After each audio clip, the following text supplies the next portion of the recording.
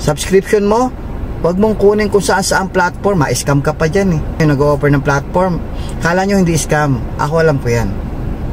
Okay? Decentralized. Okay? Wala yan, hindi totoo yun. Watching video, click, rate. I-rate mo raw, click mo. Pa-watching video, kikita ka. Ang tanong, saan ang gagaling yung pera? Galing po yun sa package na binayaran nyo. Kasi na sumali kayo dyan, nagbayad kayo ng package. Yun. Ponzi yun, Ponzi.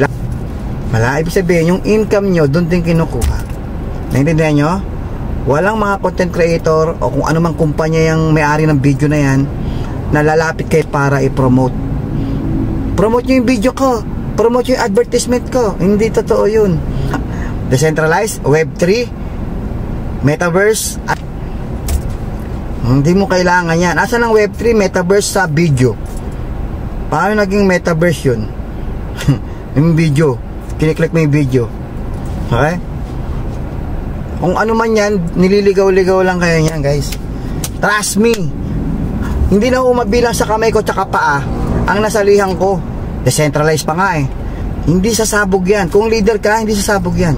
Isa pa, pag pumasok ka dyan, pang subscription lang, di ba? Eh magbabayad ka ng 5,000 dahil problemado ka sa subscription, kaya ka sumali dyan. Eh yung 5,000 na pinang-member mo dyan, eh di pinang 1 year mo na lang kay Livegood. Tapos kay Livegood ka ngayon mag-invite. Hindi yung pagpasok mo dyan sa platform na yan, labas ka 5,000, bawat kitain mo sa click-click na yan, panood-nood ng video, bawat kitain mo dyan, sabi mo, yun ang pang-subscribe mo. Parang nilagay mo lang yung pera mo doon, inunti-unti mo kunin.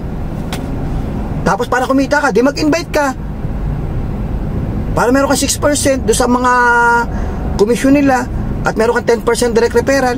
Eh ganun din pala, mag-invite ka rin pala dyan.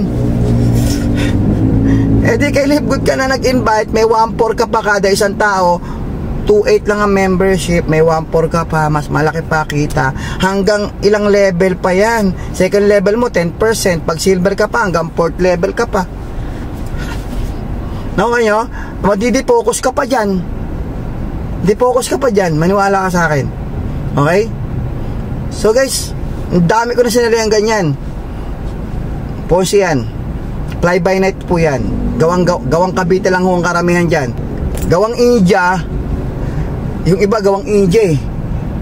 Yung iba, ewan ko saan gawa yun. Marami India eh. Mga scammer po yan. Isa lang po yan. Okay? Kasi may kumakagat. Hanggang ngayon may kumakagat. Okay? May nabubulag. So huwag ka mapabulag. Okay? So hindi ako naninira ah. Pero kung gusto nyo malaman kung ano yung pangalan ng dati yung company na kagaya niyan, nawala na. Oh. Sige, ilagay ko dito, hahanapin ko yung pangalan, nalimutan ko na eh. Okay, so guys, basta marami ng ganyang lumabas. Tsaka isa pa, kung hahatawin mo yan, sasabog kaya yan? Yung platform na yan na watch video, i-rate mo, hindi sasabog yan. Walang leaders na papasok dyan. Masisira lang pangalan mo dyan. Pag nawala yung company, masisira lang pangalan mo. Ba? Tapos yung grupo mo sa Livegood, hindi na magtitiwala sa'yo pag meron kang ibang pinopromote na merong referral commission. Hindi networking. Networking yan. Networking yan. Basta nag-i-invite, di ba nag-invite ka, referral commission, tapos yung in-invite mo pwede mag-invite. Pwede, meron din siyang referral commission, di ba? O yung in-invite niya, pwede rin mag-invite. May referral commission din, 10%. Meron din, di ba? O paano naging hindi networking yan? Eh di lahat kayo bibigyan ng referral commission. Wala lang binary yan. Bakit? Yung Livegood wala rin naman binary ah. Networking ah. As long as merong referral commission, tapos yung ni-refer mo pwede rin mag-refer, multi-level po yan.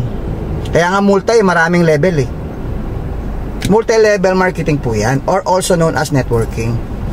As long as may referral commission at yung referral mo pwede rin mag-refer, networking po yun. Nilagyan lang nila ng concept na kunwari may passive income dun sa pag-click ng video. Kunwari.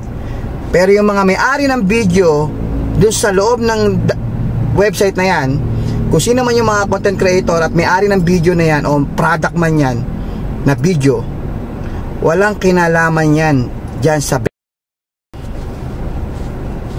walang kinalaman yan. Hindi nila alam yan. Ginagamit lang yung mga videos for props, front lang, para masabi na may business na tumatakbo. Pero yung pera nyo rin ang pinaiikot. Galing sa pay-in ng mga package yung pang-payout. Pag kumota na yan, marami ng pera pumasok.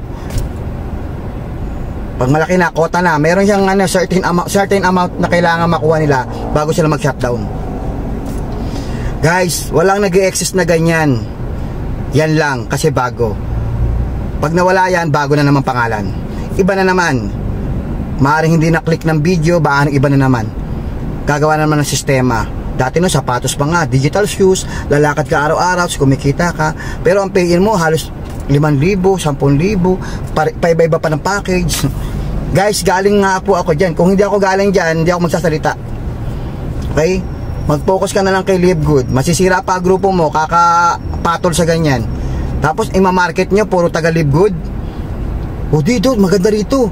Puro taga Live Good ang recruit natin dito. Hindi na tayo mahirapang mag-convince. Sabi ko nga, kung hataw ka na rin lang, mag-i-invite ka na rin lang, kay Live Good ka na mag-invite. Kunin mo yung pang-subscription mo kay Live Good. Okay? Huwag kayong magagalit sa akin kung sino man yung member dyan, ha? Huwag kang magagalit sa akin. Bakit? May negosyo ka, may negosyo rin ako. Wala akong binanggit na pangalan. Yung sistema nyo, hindi ko kailangan protektahan yung negosyo nyo. Hindi ko pa protektahan yan. Bakit? Ang dami ko na sinalihan ganyan na wala eh. Ma? Ang dami ko na sinalihan ganyan. Eh yung Live Good nga, ang dami naninira eh. Pinapakilaman ba natin sila? Malaya sila, manira ng manira. Karapatan nila yun. Okay? Kung yung paninira nila totoo o hindi, wala natin pakialam doon kung totoo o hindi eh. Basta tayo alam natin totoo ang Live Good. Ganun ka rin kung sino man yung mga member dyan. Kung ano man yung sinabi ko, kung tingin mo mali ako, tuloy mo lang yan. Kung mali ako, tuloy mo lang yan. Ako kasi, yung sinasabi ko, hindi ako threaten sa inyo. Ang sabi ko lang, kawawa naman yung mga sasali. Hindi nila alam ang tamang diskarte. Ang tamang diskarte, para makapag-subscribe sa Live Good, hindi pagpatol sa platform at dyan na rin kayo magne-network. Ano gagawin nyo kay Live Good? Puro subscription na lang. Di ba? Hindi rin kayo lalaki. Kung ilan kayo ngayon, yan lang kayo. Kasi puro subscription lang pala plano nyo. Wala pala kayong balak mag-network. Kung magne-network kayo, dyan na kayo magne-network sa platform nyo na yan. Ikaw naman bilang upline, malalagasan ka ng mga tao kasi walang tiwala, mawawalan ng tiwala yung grupo mo. Kasi kung ano-ano pinapatulan mo, kung ano-ano pinopromote mo sa tao mo. Promote ko ng promote sa tao mo ng iba't ibang platform. Wala akong tinutukoy na pangalan ha. Hindi ikaw lang yan. Marami ng member dyan, hindi lang ikaw. Kung sino man ang pinaka-upline dyan, hindi ikaw ang tinutukoy ko. Marami ng member dyan na kumausap sa akin. Maraming member dyan na nasa ilalim na. Kung sino man yung upline dyan, basta yun nasa ilalim na, ina-approach ako. Ini-invite ako dyan. Hanggang ngayon, hanggang kahapon, ini-invite ako. Coach, sali ka dito, galing na ako dyan. So guys, kung tingin nyo mali ako, wala tayo pag-usapan. Tuloy nyo yan. So, bye-bye.